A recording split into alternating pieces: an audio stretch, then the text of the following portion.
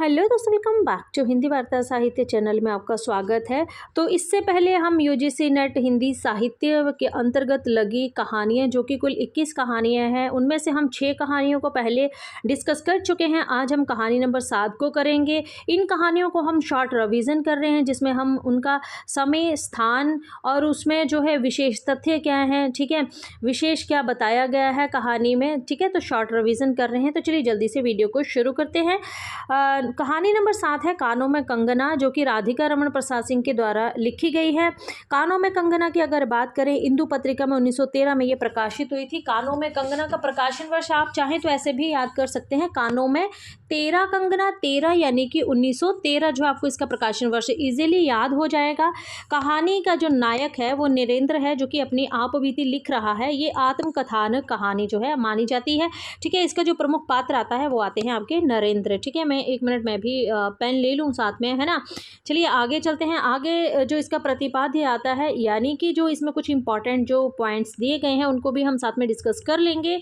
इसमें केंद्रीय पात्र एवं कथानक नरेंद्र का किरण से प्रेम विवाह है, ठीक है। किरण का जो नरेंद्र का जो प्रेम विवाह होता है किससे होता है? किरण से होता है। फिर किरण जो आपके नरेंद्र हैं, ये जो हैं ये किन्नरी के सौंदर्य से वशीभूत होकर जो है वो उसके प्यार में पड़ जाते हैं। अंत में मतलब सारा अपना जो इनका गहना था या इनके पास जो संपत्ति थी थोड़ी बहुत जो इनके पास थी, वो सारी ही किसको दे देते हैं? किन्नरी को दे देते हैं। किरण के प्रण त्याग के समय वास्तविकता के एहसास को जो है ये इस कहानी में जानते हैं लास्ट में, ठीक है। आगे है कि पत्नी से अलग दुनिया के प्रेम में फरेब, छल और विश्वासघात होता है। लेखक का उद्देश्य प्रेम, सत्य, ईमानदारी और नैतिक मूल्यों को का बोध कराकर आदर्शवाद की स्थापना करना है। यानी कि पत्नी का प्रेम, यानी कि किन्नरी जो है ना, यहाँ पे ये खलनायिका की भूमिका निभाती है यहाँ पे, ठीक है। इस कहानी में एक आपसे ये प्रश्न पूछा भी था कि कानों में कंगना कहानी में कौन सा पात्र खलनायिका की भूमिका में है, तो याद रखिएगी यहाँ पर जो आपकी किन्नरी है ना, ये जो है ये आपकी खलनायिका की भूमिका में रहती है, ठीक है। उसके बाद अगर आगे हम बात करें, यहाँ पर नायिका की सुंदरता की, अच्छा यहाँ पे कुछ इंपॉर्टेंट चीज़ें भी दी गई हैं। यहाँ पे याद रखिएगा, यहाँ पे 2 चीज़ें हैं। एक तो आपका नायिका की सुंदरता की बात आएगी तो प्रकृति से की गई है, और अगर नायिका का जो भोलापन आता है तो उसकी तुलना जो है, भोलेपन की तुलना जो है इन्होंने जो है यहाँ पर फूलों से की है, क्योंकि फूल भी बहुत भोला होता है। ऐसे आप इसको याद कर सकते हो, ठीक है। उसके बाद आगे आता है कि नरेंद्र जो है वो आपके जो किरण है, ठीक है, किरण का पति है, जो पहले उससे उसके पिता का ही शिष्य रहता है। किरण से खूब प्रेम करता है, बाद में किन्नरी के जाल में फंसकर जो है वो अपनी सब कुछ संपत्ति गंवा देता है। योगेश्वर है, नरेंद्र के गुरु हैं, ठीक है। योगेश्वर कौन है? ये नरेंद्र के गुरु हैं, और किरण के क्या हैं? ये पिता हैं, ठीक है। किरण के क्या हैं? पिता हैं, ठीक है। गौण पात्र में आपकी जूही आती है, जो नरेंद्र के घर की नौकरानी है। याद रखिएगा, इसमें नौकरानी जो है वो जूही है।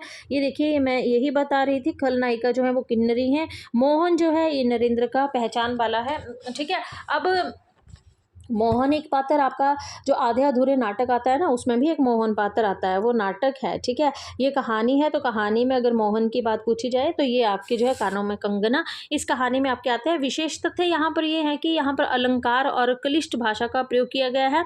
2 स्थान यहाँ पर आते हैं, दोनों ही स्थान आपके बहुत इंपॉर्टेंट है। ऋषिकेश और मुरादाबाद जो स्थान आते हैं उसका जिक्र किस कहानी में किया गया है? तो कानों में कंगना में। और जो नायिका है, नायिका भोली भाली स्त्री की पीड़ा का मौन वर्णन किया गया है। यानी कि जो नायिका है, नायिका कौन थी? किरण है, ठीक है। किरण जो है वो किस स्वभाव की लड़की है? तो भोली भाली स्त्री है, मतलब भोली भाले स्वभाव की स्त्री है। गलत संगति का असर जो है यहाँ पे देखा गया है। प्रकृति का खूबसूरत सौंदर्य का वर्णन यहाँ पे किया गया। आत्मग्लानि का एवं पश्चाताप का भाव जो है वो यहाँ पे बताया गया है। उसे बन के फूलों का भोलापन समझो, यानी कि प्रश्न जो है वो आ चुके हैं, तो मैंने यहाँ से आपको जो है विशेष बता दिया है, ठीक है। नवीन चमन के फूलों की भंगी नहीं, वितत खाद का रस से जिनका जीविका है, ठीक है। तो अगर आपके पास टाइम होगा तो ज़रूर इसको आप पढ़ लीजिएगा। मैंने यहाँ पर जो है ये रख दिया। सुनहरी किरणें सुदूर पर्वत की चूड़ा से देख रही थी, वह पतली किरण अपनी मृत्युशैया से इस शून्य निविड़ कानन में क्या ढूंढ रही थी, ठीक है। तो ये भी बहुत इंपॉर्टेंट है।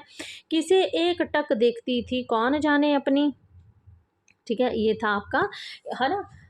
कानों में कंगना। उसके बाद बात करते हैं कहानी नंबर 8 की। उसने कहा था चंद्रधर शर्मा गुलेरी की 1915 में लिखी गई है, बहुत चर्चित, बहुत ही मतलब इम्पॉर्टेंट इनकी ये कहानी रही है, ठीक है। फ्लैशबैक पद्धति पर लिखी गई है। सबसे पहले सर्वप्रथम 1915 में सरस्वती पत्रिका में प्रकाशित हुई थी, है ना, ठीक है। सरस्वती पत्रिका में ये जो थी ये प्रकाशित हुई है। और बात करें इस कहानी में लेखक ने इसके केंद्रीय चरित्र यानी कि जो इसका केंद्र है, इसके केंद्र में कौन है, तो लहना सिंह को जो है इसके केंद्र में रखा गया है। लहना सिंह के माध्यम से प्रेम, कर्तव्य और आत्म बलिदान की बात जो है वो यहाँ पर बताई गई है। अब प्रेम की बात करें तो वो सूबेदारनी से प्रेम करता था, ठीक है। उसका कर्तव्य था जब ये जो आपकी सूबेदारनी आती हैं, जब ये लहना सिंह जब युद्ध पे गया था तो इनका पुत्र बोधा सिंह और इनके जो पति थे सूबेदार, है ना, हजारा सिंह, वो भी युद्ध भूमि में गए थे। तब इसने कहा था कि तुम ऐसा करना कि वहाँ पर मेरे पति और मेरे बेटे की जीवन की रक्षा करना, है ना, उन पर किसी भी तरह का कष्ट मत आने देना, ठीक है। तो इसी बात को ध्यान में रखते हुए उसने क्या किया था, उसने जो है जब युद्ध वहाँ पे चल रहा था उसने बोधा को और उसके पति को हजारा सिंह को जो था वहाँ से भेज दिया था कि तुम दोनों यहाँ से चले जाओ, ठीक है। और खुद जो था वो युद्ध भूमि में लड़ते लड़ते शहीद हो गया था, है ना। उसके बाद उन्होंने एक पत्र लिखा था जिसमें उन्होंने ये लिखा था कि उनसे मतलब उनसे कहना उसी के आधार पर तो इस कहानी का ना नाम कहा है कि उसने कहा था, ठीक है ना। तो इन्होंने किससे कहा था, बोधा से कहा था। किसने, आपके चंद्रधर शर्मा गुलेरी ने बोधा से कहा था कि उससे कहना कि मैंने जो मतलब तुमने जो मुझे काम दिया था, यानी कि किसने, जो आपकी सूबेदारनी आती है, कि तुमने जो मुझे काम दिया था, है ना, तो मैंने अपना कर्तव्य समझकर उसको निभा दिया है, ठीक है। तो यहाँ पर क्या था, उसने मतलब अपना त्याग दिया, है ना, मतलब उसने अपने त्याग की बात की, कर्तव्य की बात की, आत्म बलिदान उसने दे दिया। कर्तव्य था उसका कि उसकी बात को मानता, प्रेम था उससे, तो इसलिए इसने ये सब चीज़ें जो थी की थी, मर्मस्पर्शी है ना, इसलिए इसी के आधार पर उसने कहा था, ठीक है। उसने कहा था यानी कि सूबेदारनी ने कहा था कि तुम युद्ध में मेरे पति और मेरे बेटे की रक्षा करना, ठीक है। यहाँ मुख्य पात्र की बात करें, लहना सिंह है जो कि 77 सिख राइफल में जो है वो जमादार हैं, पूछे जाते हैं। बचपन में अपने मामा के यहाँ एक लड़की से प्रेम हो जाता है जो कि कोई और नहीं थी, सूबेदारनी थी, ठीक है। कर्तव्यनिष्ठ सिपाही, कुशल है, अपने दिए गए वचन को निभाने के लिए अपने प्राणों की बलिदान भी दे देता है। वचन उसने क्या दिया था कि युद्ध भूमि में मेरे पति और मेरे बेटे की रक्षा तुम करना। सूबेदारनी आती है, सूबेदार हजारा सिंह की पत्नी है, बोधा सिंह की माँ है, बचपन में अपने मामा लहना सिंह से मिली थी, ठीक है। लहना सिंह अपने पति और पुत्र की रक्षा के लिए भिक्षा मांगती है, ठीक है, जो बात मैं आपको बता चुकी हूँ। सूबेदार हजारा सिंह सूबेदारनी का पति है, बोधा सिंह का पिता है ये, है ना। और यहाँ पर जो है आगे चलते हैं, यहाँ से बोधा सिंह आते हैं हमारे पास, है ना, एक मिनट। यहाँ पर आपके बोधा सिंह आते हैं, ठीक है। हजारा सिंह और सूबेदारनी का पुत्र है। युद्ध में घायल होने पर लहना सिंह उसे अपने गर्म कपड़े और अपना बिस्तर तक दे देता है और उसे जो है वो वहाँ से भेज देता है ना। गौण पात्र में आपके जो आते हैं बजीरा आते हैं, बहुत इंपॉर्टेंट है आपके ये पात्र। गौण पात्र बजीरा सिंह हैं जो कि विदूषक हैं, लपटन साहब हैं, ठीक है। उसके बाद आपके आते हैं महासिंह है, श्याम सिंह जो कि सिपाही हैं, है ना। उसके बाद आपके आते हैं अतर सिंह, सूबेदारनी के मामा है। अतर सिंह कीरत सिंह है, लहना सिंह का भाई है। लहना सिंह जो है केंद्रीय पात्र है इसमें। अब्दुल्ला है जो कि लपटन साहब का खान सामा है। और पलोहू राम है जो कि डाक बाबू है। तुर्की आता है जो कि मौलवी है, ठीक है। ये इसमें जो थे कुछ वेरी वेरी इंपॉर्टेंट जो है यहाँ पर गौण पात्र भी रखे गए हैं। विशेष की बात करें तो यहाँ पर ये पूर्व दीप्ति शैली में जो है ये आपकी कहानी लिखी गई है। प्रेम के आदर्श स्वरूप का इसमें चित्रण किया गया है। त्याग और वीरता के आदर्श पर लिखी गई है। प्रथम विश्व युद्ध की पृष्ठभूमि पर लिखी गई है। देश प्रेम की कहानी है। वचनबद्धता एवं उस प्राण हेतु समर्थन की कहानी है। सैन्य जीवन एवं युद्ध की विभीषिका का इसमें चित्रण किया गया है। स्थान इसमें कौन कौन से आते हैं, स्थान मोस्ट इंपॉर्टेंट है। आपका मंगरे है जहाँ सूबेदारनी का घर है। मांझे है जहाँ लहना का घर है। गुरु बाजार है, लहना के मामा का घर जो है गुरु बाजार में है। जगाधरी आता है जहाँ लपटन साहब शिकार खेलने गए हैं, इंपॉर्टेंट आपका जगाधरी भी है ना। और आपका लायलपुर बर्लिन है जहाँ सूबेदार को सरकार ने जो थे वो खेत दिए थे, है ना। थोड़ा सा ब्लर है पर फिर भी आप समझ जाएंगे, है ना। बड़े बड़े शहरों के इक्के वाले से तो यहाँ से जो है ये शुरू होता है ना।